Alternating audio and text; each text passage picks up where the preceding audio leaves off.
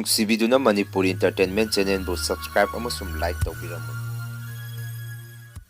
ꯃꯌꯥꯝꯕꯨ ꯑꯍꯥꯟꯕꯃꯛꯇꯗꯤ ꯀꯣꯛꯅꯣꯅ ꯈꯨꯔꯨꯝꯖꯔꯤ꯫ ꯃꯁꯤꯁꯨ ꯑꯩꯒꯤ ꯁꯕꯁꯀ꯭ꯔꯥꯏꯕꯔꯁꯤꯡꯅ ꯊꯥꯕꯤꯔꯛꯄ ꯑꯁꯦꯡꯕ ꯊꯣꯛꯈꯤꯕ ꯀꯤꯔꯕ ꯋꯥꯔꯤ ꯈꯔ ꯃꯌꯥꯝꯒꯤꯗꯃꯛꯇ ꯄꯨꯗꯨꯅ ꯂꯥꯛꯆꯔꯤ꯫ ꯋꯥꯔꯤꯁꯤꯡ ꯑꯁꯤꯕꯨ ꯂꯥꯟꯊꯣꯛꯆꯈꯤꯕ ꯃꯇꯝꯗ ꯁꯣꯏꯈꯤꯕ ꯂꯥꯟꯈꯤꯕ ꯌꯥꯎꯔꯕꯁꯨ ꯃꯌꯥꯝꯗ ꯉꯥꯛꯄꯤꯌꯨ ꯍꯥꯏꯖꯔꯤ꯫ ꯐꯔꯦ ꯑꯗꯨꯗꯤ ꯃꯌꯥꯝ ꯋꯥꯔꯤꯁꯤꯡ ꯑꯁꯤ ꯍꯧꯅꯕ ꯇꯧꯖꯔꯒꯦ꯫ ꯑꯩꯒꯤ ꯃꯤꯡ ꯅꯅꯥꯎ ꯀꯧꯖꯩ꯫ ꯋꯥꯔꯤ ꯑꯁꯤ ꯉꯁꯤꯗꯒꯤ ꯃꯇꯝ ꯈꯔꯒꯤ ꯃꯃꯥꯡꯗ ꯑꯩꯅ ꯂꯩꯔꯤꯕ ꯈꯨꯜ ꯑꯁꯤꯒꯤ ꯆꯤꯡꯈꯣꯡ ꯈꯨꯜ ꯑꯅꯤ ꯇꯥꯏꯅꯐꯝ ꯖꯒꯥ ꯑꯃꯗ ꯑꯁꯦꯡꯕ ꯊꯣꯛꯈꯤꯕ ꯋꯥꯔꯤꯅꯤ꯫ ꯃꯇꯝ ꯑꯗꯨꯗ ꯑꯩꯒꯤ ꯏꯆꯤꯜ ꯏꯅꯥꯎꯁꯤ ꯅꯨꯄꯥ ꯉꯥꯛꯇ 6ꯅꯤ, ꯅꯨꯄꯤ ꯑꯃꯠꯇ ꯌꯥꯎꯗꯦ꯫ ꯍꯧꯖꯤꯛꯇꯤ ꯗꯗꯥ ꯑꯅꯤꯁꯨ ꯂꯩꯈꯤꯗ꯭ꯔꯦ꯫ ꯑꯩꯈꯣꯏꯒꯤ ꯏꯃꯨꯡꯗꯤ ꯅꯨꯄꯥꯅ ꯅꯝꯅ ꯂꯩꯕ ꯏꯃꯨꯡꯁꯨ ꯑꯣꯏꯕꯅ ꯂꯥꯏꯠ ꯇꯤꯟ ꯕꯨꯠ ꯄ꯭ꯔꯦꯁꯁꯤ ꯃꯇꯝ ꯑꯗꯨꯗ ꯑꯩꯈꯣꯏꯗꯤ ꯀꯌꯥ ꯊꯥꯖꯔꯝꯗꯦ꯫ ꯅꯣꯡꯃꯗꯤ ꯑꯩꯈꯣꯏ ꯏꯆꯤꯜ ꯏꯅꯥꯎ ꯄꯨꯟꯅ ꯂꯧꯕꯨꯛꯇ ꯃꯤꯒꯤ ꯈꯨꯂꯪ ꯁꯨꯔꯤꯉꯩ ꯌꯥꯝꯅ ꯅꯨꯡꯉꯥꯏꯇꯕ ꯄꯥꯎ ꯑꯃ ꯇꯥꯔꯛꯈꯤ꯫ ꯃꯗꯨꯗ ꯑꯩꯈꯣꯏꯅ ꯂꯩꯔꯤꯕ ꯈꯨꯜ ꯑꯁꯤꯒ ꯊꯪꯅꯅ ꯂꯩꯕ ꯈꯨꯜ ꯑꯃꯒ ꯐꯥꯎꯗꯣꯛꯅꯔꯒ ꯆꯠꯀꯗꯕ ꯆꯤꯡꯅꯥ ꯆꯤꯡ ꯂꯝꯕꯦꯜ ꯑꯃ ꯂꯩ꯫ ꯍꯧꯖꯤꯛꯇꯤ ꯃꯗꯨꯒꯤ ꯂꯝꯕꯦꯜ ꯑꯗꯣꯝꯗ ꯆꯠꯇ꯭ꯔꯦ꯫ ꯁꯔꯀꯥꯔꯅ ꯇꯣꯉꯥꯟꯕ ꯂꯝꯕꯦꯜ ꯑꯃ ꯁꯦꯝꯕꯤꯕꯗꯒꯤ ꯂꯝꯕꯦꯜꯁꯨ ꯌꯥꯝꯅ ꯅꯨꯡꯉꯥꯏꯔꯦ꯫ ꯃꯇꯝ ꯑꯗꯨꯗꯗꯤ ꯆꯤꯡ ꯀꯛꯑꯒ ꯁꯦꯝꯕ ꯆꯤꯡ ꯑꯅꯤ ꯀꯥꯔꯛꯁꯤꯗ ꯂꯥꯜꯂꯒ ꯈꯨꯟꯒꯤ ꯃꯤꯑꯣꯏ ꯄꯨꯝꯕ ꯏꯝꯐꯥꯜꯗ ꯀꯥꯅꯔꯝꯃꯤ꯫ ꯍꯥꯏꯔꯤꯕ ꯍꯧꯖꯤꯛꯀꯤ ꯆꯤꯡ ꯂꯝꯕꯦꯜ ꯑꯁꯤꯗ ꯅꯨꯄꯤ ꯂꯩꯁꯥꯕꯤ ꯑꯃ ꯇꯥꯔꯒ ꯂꯩꯍꯧꯔꯦ꯫ ꯑꯁꯤꯕꯁꯨ ꯃꯥꯜꯂꯤ ꯍꯥꯏꯗꯅ ꯂꯧꯕꯨꯛꯇ ꯃꯤꯅ ꯄꯥꯎ ꯇꯝꯅꯔꯛꯈꯤ꯫ ꯃꯗꯨꯗ ꯑꯩꯈꯣꯏ ꯇꯥꯃꯣꯆꯧꯒ ꯇꯥꯃꯣꯌꯥꯏꯒꯗꯤ ꯌꯦꯡꯉꯨꯅꯤ ꯍꯥꯏꯗꯅ ꯃꯥꯏꯀꯩ ꯑꯗꯣꯝꯗ ꯆꯠꯈꯤ꯫ ꯇꯧꯕꯇꯕꯨ ꯑꯩꯗꯤ ꯏꯁꯥꯒꯤ ꯑꯣꯏꯅ ꯑꯁꯤ ꯑꯅꯥ ꯎꯕꯁꯤ ꯀꯌꯥ ꯍꯩꯅꯖꯗꯦ꯫ ꯂꯩꯀꯥꯏꯒꯤ ꯃꯤ ꯂꯩꯇꯕ ꯌꯥꯎꯔꯛꯄꯗꯁꯨ ꯑꯩꯗꯤ ꯄꯣꯂꯣꯏꯕ ꯌꯥꯎꯕ ꯅꯣꯡꯃꯇ ꯊꯣꯛꯇꯦ꯫ ꯏꯌꯥꯝꯕꯁꯤꯡꯅ ꯉꯥꯛꯇ ꯆꯠꯂꯤ꯫ ꯑꯁꯨꯝꯅ ꯅꯨꯃꯤꯠꯇꯨꯃꯗꯤ ꯑꯩꯁꯨ ꯌꯨꯝꯗ ꯍꯜꯂꯛꯑꯒ ꯈꯣꯡ ꯈꯨꯠ ꯃꯥꯏ ꯃꯤꯠ ꯇꯥꯊꯣꯛꯄ ꯂꯣꯏꯔꯒ ꯗꯗꯥ ꯑꯅꯤꯕꯨ ꯍꯜꯂꯛꯄ ꯉꯥꯏꯔꯝꯃꯤ꯫ ꯕꯕꯥꯅꯁꯨ ꯅꯌꯥꯝꯕ ꯑꯅꯤꯗꯤ ꯀꯔꯥꯏꯗ ꯂꯩꯍꯧꯔꯦ ꯍꯪꯉꯛꯈꯤ꯫ ꯃꯗꯨꯗ ꯑꯩꯅ ꯕꯥꯖꯤ, ꯆꯤꯡꯈꯣꯡꯗ ꯅꯨꯄꯤ ꯑꯃ ꯁꯤꯍꯧꯔꯦ ꯍꯥꯏ, ꯃꯗꯨ ꯌꯦꯡꯉꯨꯅꯤ ꯆꯠꯈꯤꯕꯅꯤ, ꯑꯩꯗꯤ ꯀꯤꯖꯩ ꯍꯥꯏꯗꯅ ꯂꯩꯍꯧꯔꯦ ꯍꯥꯏꯔꯝꯃꯤ꯫ ꯑꯩꯒꯤ ꯋꯥꯐꯝ ꯑꯗꯨꯗ ꯕꯕꯥꯅ ꯑꯃꯨꯛ ꯑꯁꯤꯕꯗꯨꯒꯤ ꯃꯅꯥꯛꯇ ꯆꯪꯉꯨꯔꯕꯗꯤ ꯅꯌꯥꯝꯕꯁꯤꯡ ꯑꯗꯨ ꯏꯔꯨ ꯃꯥꯏꯊꯖꯕ ꯇꯧꯔꯒ ꯏꯃꯨꯡꯗ ꯆꯪꯉꯨ ꯍꯥꯏꯌꯨꯀꯣ꯫ ꯑꯁꯦꯡ ꯑꯃꯥꯡ ꯅꯥꯏꯗꯅ ꯅꯈꯣꯏꯒꯤ ꯍꯧꯅꯕꯤꯗꯣ ꯇꯧꯅꯨ꯫ ꯏꯄꯥꯁꯨ ꯃꯅꯤꯡꯗ ꯋꯥ ꯈꯔ ꯌꯥꯜꯂꯨꯈꯤꯒꯦ꯫ ꯅꯨꯃꯤꯠꯁꯨ ꯇꯥꯁꯜꯂꯛꯑꯦ ꯍꯥꯏꯔꯝꯃꯒ ꯕꯕꯥꯁꯨ ꯆꯪꯈꯤ꯫ ꯃꯁꯤꯒꯤ ꯃꯇꯨꯡ ꯉꯥꯏꯍꯥꯛ ꯂꯩꯔꯒꯗꯤ ꯗꯗꯥ ꯑꯅꯤꯗꯨ ꯌꯨꯝꯗ ꯍꯜꯂꯛꯈꯤ꯫ ꯑꯩꯅꯁꯨ ꯇꯥꯃꯣꯆꯧ, ꯑꯩꯈꯣꯏ ꯄꯥꯕꯅ ꯏꯔꯨꯒ ꯁꯦꯡꯅ ꯂꯨꯖꯊꯣꯛꯑꯒ ꯏꯃꯨꯡꯗ ꯆꯪꯉꯨ ꯍꯥꯏꯕꯅꯤ꯫ ꯑꯗꯨ ꯇꯥꯃꯣꯆꯧ ꯇꯁꯦꯡꯅꯕꯨ ꯆꯨꯝꯕ꯭ꯔꯣ? ꯑꯁꯤꯕꯗꯨꯕꯨ ꯂꯩꯍꯧꯕ꯭ꯔꯣ ꯍꯪꯉꯝꯃꯤ꯫ ꯇꯥꯃꯣꯆꯧꯅ ꯑꯃꯨꯛ ꯆꯨꯝꯃꯤ, ꯅꯨꯡꯉꯥꯏꯇꯦ ꯄꯨꯂꯤꯁ ꯂꯥꯛꯑꯒ ꯄꯨꯈꯠꯈ꯭ꯔꯦ꯫ ꯒ꯭ꯌꯥꯟꯃꯦꯟ ꯑꯃꯠꯇ ꯇꯥꯕꯖꯥꯠ ꯅꯠꯇꯦꯗ ꯍꯧꯖꯤꯛꯀꯥꯟꯁꯦ꯫ ꯅꯨꯄꯤꯗꯨꯁꯨ ꯃꯁꯛ ꯈꯪꯗꯦ, ꯈꯨꯜ ꯑꯅꯤꯁꯤꯗꯒꯤꯁꯨ ꯅꯠꯇꯦ ꯍꯥꯏꯔꯛꯈꯤ꯫ ꯃꯁꯤꯒꯤ ꯃꯇꯨꯡ ꯃꯇꯝ ꯈꯔ ꯂꯩꯔꯒꯗꯤ ꯃꯐꯝ ꯑꯗꯣꯝꯗ ꯆꯤꯡꯈꯣꯡꯗ ꯅꯨꯄꯤ ꯑꯃ ꯊꯣꯛꯑꯦ ꯍꯥꯏꯗꯅ ꯈꯨꯟꯒꯤ ꯃꯤꯑꯣꯏꯁꯤꯡꯅ ꯉꯥꯡꯅꯔꯛꯈꯤ꯫ ꯃꯇꯝ ꯑꯗꯨꯗ ꯑꯩꯈꯣꯏꯗꯤ ꯋꯥꯐꯝ ꯑꯗꯨ ꯀꯌꯥ ꯊꯥꯖꯔꯝꯗꯦ, ꯅꯨꯄꯥ ꯉꯥꯛꯇ ꯂꯩꯕ ꯏꯃꯨꯡ ꯑꯣꯏꯕꯅ꯫ ꯈꯨꯟꯒꯤ ꯃꯤꯑꯣꯏ ꯈꯔꯗꯤ ꯄꯥꯎ ꯑꯗꯨ ꯇꯥꯅꯔꯛꯄꯗꯒꯤ ꯅꯨꯃꯤꯗꯥꯡ ꯃꯐꯝ ꯑꯗꯨ ꯂꯥꯟꯕ ꯀꯤꯔꯦ ꯍꯥꯏꯗꯅ ꯃꯤꯑꯣꯏ ꯑꯃꯠꯇ ꯆꯠꯅꯔꯝꯗꯦ꯫ ꯉꯥꯜꯂꯤꯉꯩ ꯑꯌꯨꯛ ꯅꯨꯡꯊꯤꯟꯗ ꯑꯣꯏꯅ ꯆꯠꯅꯔꯝꯃꯤ꯫ ꯃꯇꯝ ꯑꯗꯨꯁꯨ ꯂꯧ ꯂꯣꯡꯅꯔꯛꯄ ꯃꯇꯝꯅꯤ, ꯃꯗꯨꯅ ꯃꯤꯒꯤ ꯈꯨꯂꯪ ꯂꯦꯞꯇꯅ ꯆꯠꯅꯔꯝꯃꯤ꯫ ꯑꯩꯈꯣꯏ ꯌꯨꯝꯒꯤ ꯑꯣꯏꯅꯁꯨ ꯅꯨꯄꯥ ꯌꯥꯝꯕꯅ ꯄꯥꯕꯅ ꯂꯧꯐꯝ ꯃꯌꯥꯝ ꯑꯃ ꯏꯆꯤꯜ ꯏꯅꯥꯎ ꯑꯩꯈꯣꯏ ꯅꯨꯄꯥ 6ꯀꯤ ꯊꯝꯕꯤꯔꯝꯃꯤ꯫ ꯑꯅꯝꯕꯅ ꯑꯩꯈꯣꯏ ꯈꯨꯟꯗ ꯂꯩꯕ ꯂꯧꯐꯝ ꯑꯌꯥꯝꯕꯅꯗꯤ ꯐꯧ ꯂꯣꯛꯄ ꯂꯣꯏꯅ ꯂꯣꯏꯁꯤꯜꯂꯛꯈꯤ꯫ ꯇꯧꯕꯇꯕꯨ ꯊꯪꯅꯕ ꯈꯨꯟꯗꯁꯨ ꯑꯩꯈꯣꯏꯒꯤ ꯂꯧ ꯂꯩ꯫ ꯃꯗꯨꯗ ꯄꯥꯕꯅ ꯂꯧꯁꯤꯡ ꯑꯗꯨ ꯌꯥꯝꯃꯜꯂꯦ ꯍꯥꯏꯗꯨꯅ ꯃꯤꯉꯣꯟꯗ ꯂꯧ ꯎꯍꯜꯂꯒ ꯊꯝꯕꯅꯤ꯫ ꯅꯣꯡꯃꯗꯤ ꯄꯥꯕꯅ ꯑꯩꯈꯣꯏ ꯏꯆꯤꯜ ꯏꯅꯥꯎ ꯄꯨꯟꯅ ꯌꯨꯝꯗ ꯂꯩꯔꯤꯉꯩ ꯑꯁꯨꯝꯅ ꯍꯥꯏꯔꯛꯈꯤ, ꯏꯆꯥꯁꯥ, ꯅꯈꯣꯏ ꯅꯆꯤꯟ ꯏꯅꯥꯎ 6 ꯍꯧꯅꯔꯒ ꯑꯁꯣꯝ ꯈꯨꯜꯗꯒꯤ ꯐꯧ ꯈꯔ ꯆꯤꯡꯈꯠꯂꯨꯆꯣ꯫ ꯃꯤꯗꯤ ꯅꯍꯥꯟꯅ ꯂꯧꯕ ꯂꯥꯛꯑꯣ ꯍꯥꯏꯕꯅꯤ꯫ ꯅꯈꯣꯏꯅ ꯂꯥꯏ ꯊꯣꯛꯏ ꯕꯨꯠ ꯊꯣꯛꯏ ꯇꯧꯔꯒ ꯂꯩꯕꯗꯨꯗ ꯏꯄꯥꯅ ꯍꯥꯏꯕ ꯇꯟꯗꯅ ꯍꯥꯏꯗꯕꯅꯤ꯫ ꯑꯗꯨ ꯃꯤꯒꯤꯁꯨ ꯐꯧ ꯊꯝꯐꯝ ꯖꯒꯥ ꯂꯩꯇꯦ ꯍꯥꯏ, ꯂꯝꯁꯨ ꯌꯥꯝꯅ ꯄꯤ꯫ ꯐꯧꯁꯤꯡ ꯑꯗꯨ ꯈꯔ ꯆꯤꯡꯈꯠꯂꯨ ꯂꯥꯛꯑꯣ ꯍꯥꯏꯗꯅ ꯄꯥꯎ ꯆꯦꯜꯂꯛꯄ ꯀꯨꯏꯔꯦ꯫ ꯍꯟꯗꯛꯀꯤ ꯍꯞꯇꯥ ꯑꯁꯤꯗ ꯏꯄꯥꯒꯤ ꯁꯟ ꯒꯥꯔꯤꯁꯤꯒ ꯅꯈꯣꯏ ꯅꯥꯄꯟꯒꯤ ꯁꯟ ꯒꯥꯔꯤꯗꯨꯒ ꯇꯧꯔꯒ ꯅꯈꯣꯏ ꯑꯃꯨꯛꯇ ꯐꯧꯁꯤꯡ ꯑꯗꯨ ꯆꯤꯡꯈꯠꯂꯨꯆꯣ꯫ ꯃꯤꯒ ꯑꯃꯠꯇ ꯅꯦꯛꯎꯔꯅꯨ ꯍꯥꯏꯔꯛꯈꯤ꯫ ꯕꯕꯥꯒꯤ ꯋꯥꯐꯝ ꯑꯗꯨꯗ ꯇꯥꯃꯣꯆꯧꯅ ꯑꯃꯨꯛ, ꯄꯥꯕ, ꯑꯩꯕꯨꯗꯤ ꯌꯥꯔꯦ, ꯅꯆꯥꯅꯨꯄꯥ ꯑꯇꯩꯁꯤꯗꯁꯨ ꯈꯔ ꯍꯥꯏꯌꯨ꯫ ꯑꯩꯅ ꯆꯠꯁꯤ ꯍꯥꯏꯕꯗ ꯃꯈꯣꯏꯅ ꯌꯥꯔꯛꯑꯣꯏ ꯍꯥꯏꯔꯛꯈꯤ꯫ ꯃꯗꯨꯗ ꯕꯕꯥꯅꯁꯨ ꯌꯥꯗꯕ ꯑꯃꯠꯇ ꯌꯥꯔꯣꯏ, ꯅꯈꯣꯏ ꯄꯨꯟꯅ ꯍꯧꯅꯔꯒ ꯆꯠꯂꯨ, ꯃꯤ ꯅꯦꯛꯄ ꯌꯥꯔꯣꯏ ꯍꯥꯏꯔꯝꯃꯒ ꯆꯠꯈꯤ꯫ ꯃꯁꯤꯒꯤ ꯃꯇꯨꯡ ꯅꯣꯡ ꯅꯤꯅꯤ ꯑꯩꯈꯣꯏꯁꯨ ꯆꯠꯀꯦ ꯍꯥꯏꯔꯒ ꯐꯧ ꯆꯤꯡꯈꯠꯄꯗꯨ ꯆꯠꯂꯝꯗꯦ꯫ ꯃꯔꯝꯗꯤ ꯃꯇꯝ ꯑꯗꯨꯗ ꯃꯐꯝ ꯑꯗꯣꯝꯗ ꯅꯨꯄꯤ ꯑꯃ ꯁꯟ ꯒꯥꯔꯤ ꯃꯅꯤꯡꯗꯒ ꯇꯣꯡꯉꯒ ꯍꯦꯛꯇ ꯂꯩꯔꯝꯃꯤ꯫ ꯂꯝꯕꯦꯟ ꯃꯌꯥꯏꯗꯁꯨ ꯂꯦꯞꯄꯒ ꯍꯦꯛꯇ ꯂꯩꯔꯝꯃꯤ ꯀꯥꯏꯅ ꯈꯨꯟꯒꯤ ꯃꯤꯑꯣꯏꯁꯤꯡꯅ ꯋꯥ ꯂꯥꯎꯅꯔꯛꯈꯤ꯫ ꯃꯇꯧ ꯀꯌꯥꯁꯤꯗ ꯑꯩꯈꯣꯏꯁꯨ ꯃꯐꯝ ꯑꯗꯣꯝꯗ ꯆꯠꯄ ꯀꯤꯔꯝꯃꯤ꯫ ꯑꯗꯨꯕꯨ ꯇꯉꯥꯏ ꯐꯗꯅ ꯆꯠꯇ ꯌꯥꯗꯕ ꯊꯕꯛ ꯑꯣꯏꯕꯅ ꯅꯣꯡꯃ ꯑꯌꯨꯛ ꯑꯉꯟꯕ ꯑꯃꯗ ꯕꯕꯥꯅ ꯑꯩꯈꯣꯏ ꯏꯆꯤꯜ ꯏꯅꯥꯎ 6ꯁꯦ ꯂꯣꯏꯅ ꯍꯧꯗꯣꯔꯛꯈꯤ꯫ ꯑꯗꯨꯒ ꯐꯧ ꯆꯤꯡꯈꯠꯄꯗꯨ ꯕꯕꯥꯁꯨ ꯌꯥꯎꯅ ꯑꯩꯈꯣꯏ ꯄꯨꯂꯞ ꯆꯠꯂꯨꯔꯁꯤ ꯍꯥꯏꯔꯛꯈꯤ꯫ Maduda akoisu upai lemandabadagi isilina akoi pulap tumba haugatnaraga babaga loinana phau singkhatpadu salami. Ningthamthagi matanggo oibaga labuk lamang singya singkhong adu lechin yamna tharami. Numitsu pung mapal adaida thoi akoigi khungangdugi oina. Asumna numidadu bajiga akoi pulap sangari tongaga lakpada aina tamoyaida asumna hairami. Tamoyai chingya adudi yoksale karai waidanu nupiduna siraga taramiba mafamdo hangami. Tamoyaina amuk tu adagi khara ngamba asongba jaga asidani haiduna makhut thilaga ingonda taglakhi. Numidadu ipan sumagi sangari edu puthoraaga akoi pulap chatpani. Ngayaga sumna akoi masin wari watai sanarga lakpada ikhang khangawdana aina tongaga laiba sangari edugi makhada huigumba haudongumba ama sat laungna litlaga lechin thaba marak aduda mami sami kanna chensankhi. Maduda aichu hujikkidubu kari oibajanu khalami. Ngayak lairagadi sansing aduchu chingkhong adu lankhalaga salu yarakhide. Pataw aduda babasu kari khalabano khangde. Makhada satlaungna kumthakhi. Aduga kendalama mafam aduda thangkalamaga sangari mathak aduda amuk kakhalakhi. Patam aduda angakpani. Ngasai sansing aduna chattanabu urei parai tawrambasing adu onadi karisu tawdana gong gong chatkhi. Babada soina baba karigino makhoina chattanaba marei tawrisibu hangami.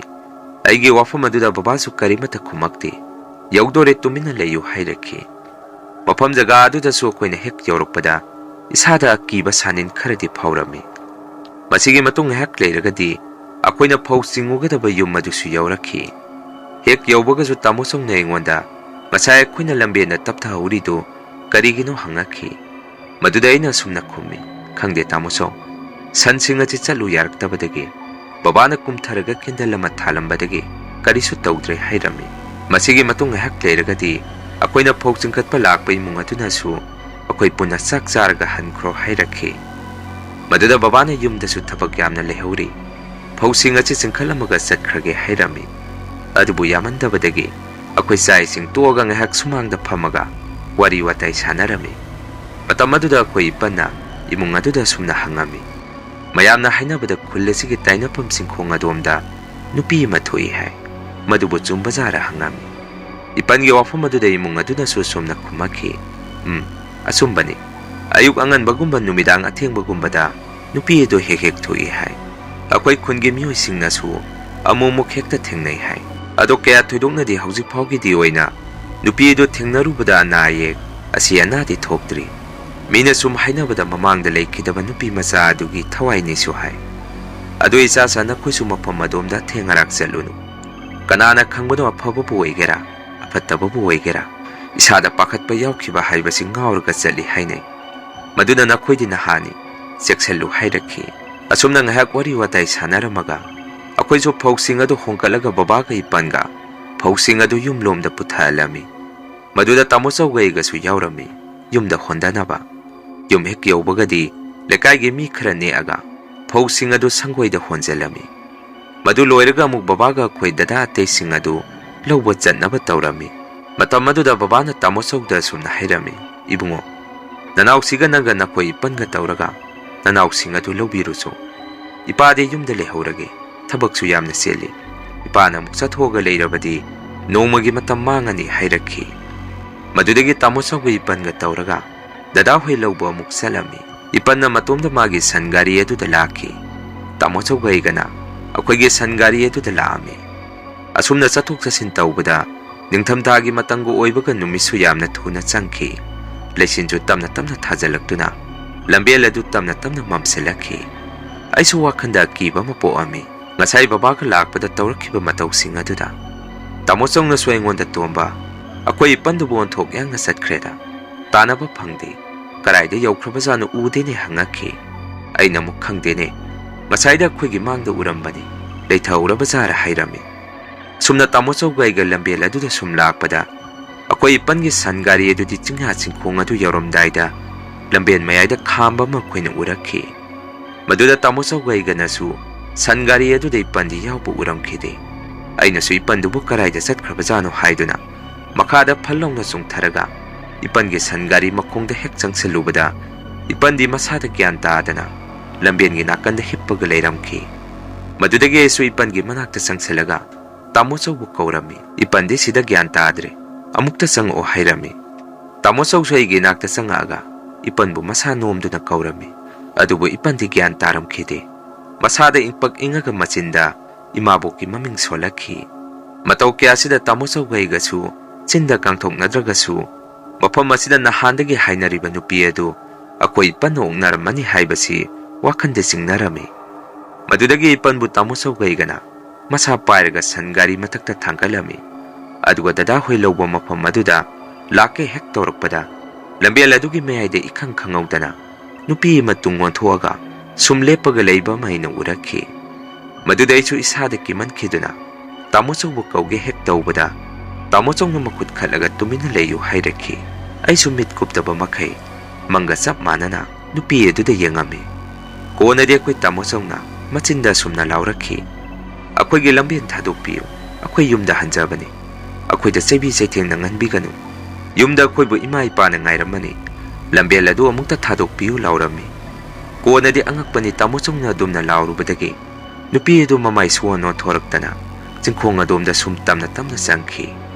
Konadi tamo chongna ingonda tomba nang mang tharo ipan gaiga nangi tungde ilakki haiduna aina mang tharaga dada hoi lawba mafam aduda lakhi. Mafam adu hek yawbaga taton hoi tayai hoi su ipangi matau aduna makhoi su pungak ngakhi. Phau chingkhaluba yumbu aduna su akhoida sumna hairakhi. Ibungo nakoi nachinanaw ngasigide yumda hankranu mamsu mami nakoi kudong thirani nongalaga oina ayuk anganbada yumlomda kumkhro nakoi napansisu ipa khunsidagi maiba makauruge aduga yengansi nakoi sangam hairakhi. Ngayak leiragadi maiba laktuna ipanbu yengami. Madudagi ipansu gyan tamna lakhi. Akoina su ipanda matau karamna tawkhibano hangbada ipanna sumna khumakhi. Ngasai lambial aduda lakpada nakoi namabuka masak chap manaba nupi ama lambial adugi mayayda lepami. Maduda ipansu kumtharaga manakta changsalubada ipangi kokta miyoy amana nanthari. Madudagi ipansu gyan mangkhre hairakhi.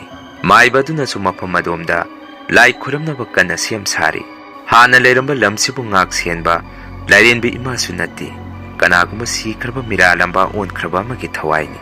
Laitin khoiramaga mathau mangam pangthoktriphaw jaga adudi adum tamnarani hairakhi.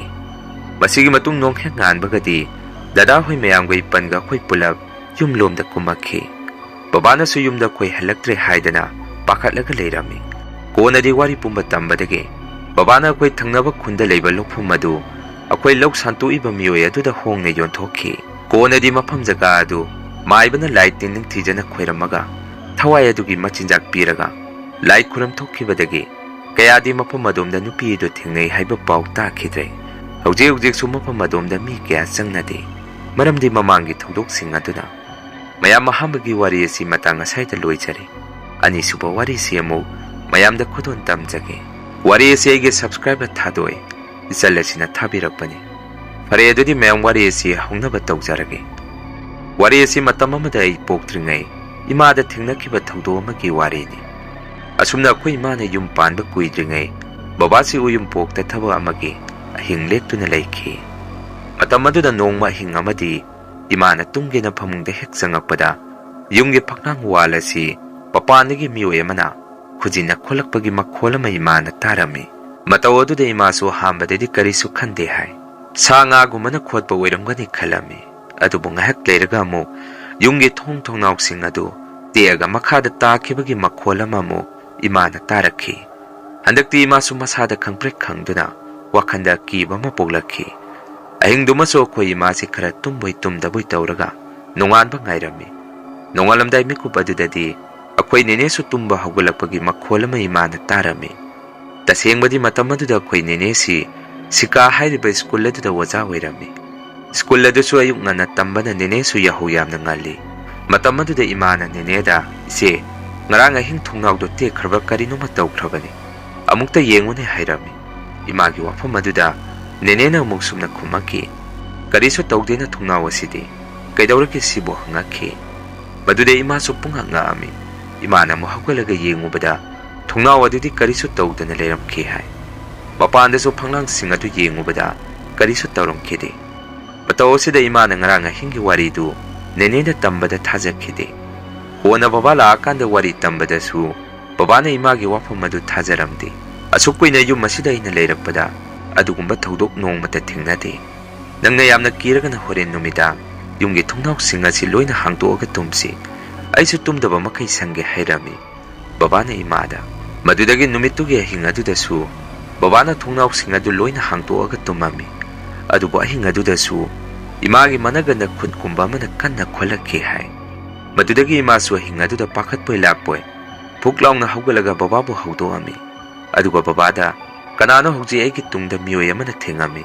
Nang uhobra hangmubada babadi tumingaida khangawdre kanano usittabra haidana babana thang pairaga thongnawda hairami hai.